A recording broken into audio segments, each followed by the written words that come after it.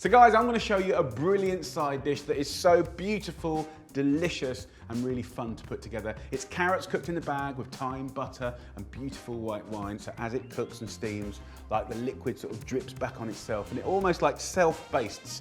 And also, it looks super, super cool. So I've got some lovely carrots. Now, on the story of carrots, if you grow your own, then you'll know all about this, but you can get different coloured carrots. What we know as the classic is the orange. It's not the classic. Actually, this is much more like the original, okay?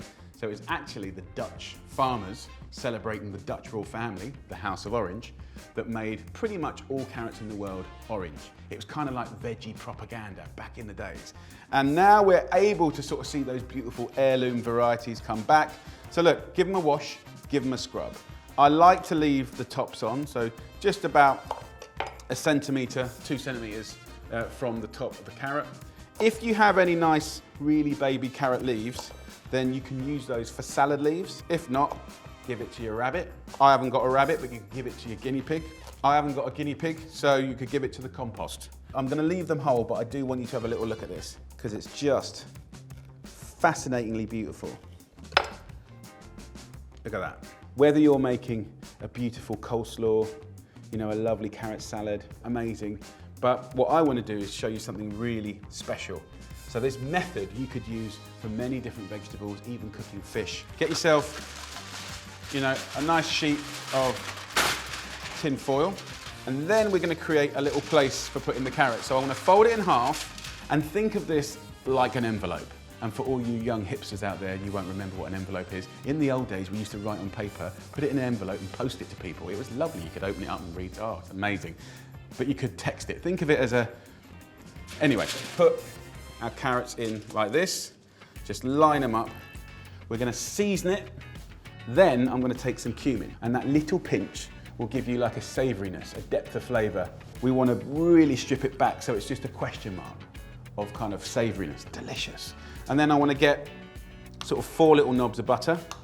Right, now the butter's important because as the moisture cooks out of the carrots and as the wine cooks with the carrots, the butter will make the simplest of sauces, really shiny, thick and gorgeous. And then my herb of choice, which you could change up, is thyme. Thyme and carrots is brilliant. Just get yourself some nice little tips like that. Sometimes when I do this, I might grab like a little bit of orange and just put a little bit of peel in there just to give it some fragrance. So I'm not going to add the wine yet because I want to make this perfect pouch. Now, if you want this pouch to not escape any kind of steam, take some egg and put it around the edge of the tin foil. Think of this like glue, right? This is going to stop any steam escaping from this tin foil envelope. So then we take it over like this, and we'll do this side first. Fold over one edge, about an inch, and then a second. And really take a little bit of pride in making it nice and accurate. And then the last edge here is when we can just tilt it up a little bit and we can put in a glass of wine. So look at that, the perfect little envelope. So get this on a thin baking tray. We're going to cook this for about 45 minutes at 200 degrees Celsius, which is 450 Fahrenheit. And I have one I made earlier. Check this out. Look in the oven. Boom. Looking pretty damn fine. So I'll put this in and let's take this one out. And look at that. So let me show you what I like to do. I get my dinner out, I get people around the table, and then just that last 20 seconds, I just pop the gas on, get this puffed up to its maximum. Watch it, watch it, watch it. It's going to explode. And in it goes. Everyone's like, what's going on? Peel it back, watch your fingers. Come and have a look in here. Absolutely beautiful. You can just dress it in itself. And I think the most powerful thing from this is the smell. The only right thing to do now is have a try. Joy. So good. Next time you want to take one of your dinners, whatever it may be, to the next level, you might not have to change it. Maybe just change what goes with it. Do that. Freak them out, but give them something ultimately thoughtful, cared for, and utterly delicious. Happy days.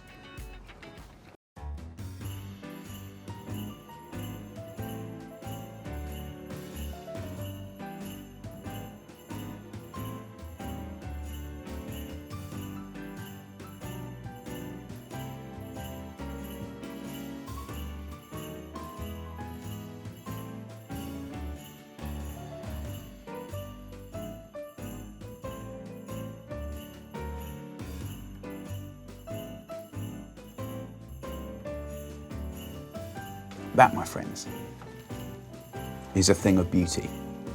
Really, really ridiculously tasty.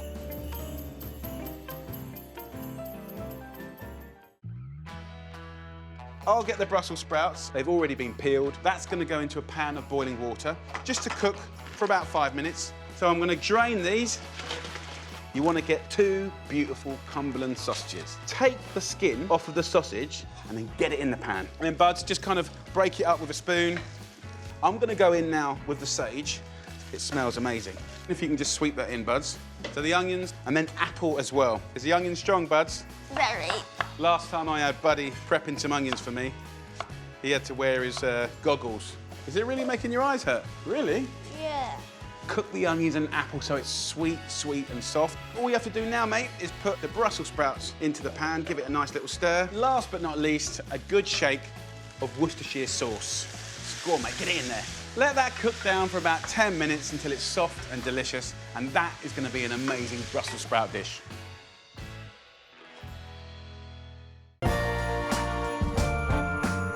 So me and my best friend here, Buds, we're going to show you how to make the most beautiful roasted stuffing. You ready for this? Yeah.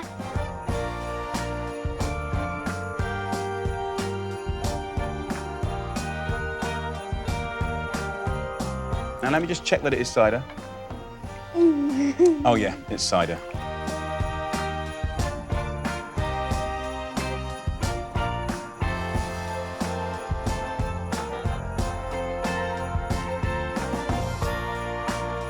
Get in there, son. Scrunch it between your fingers. Get every bit of pork mixed with every bit of leek.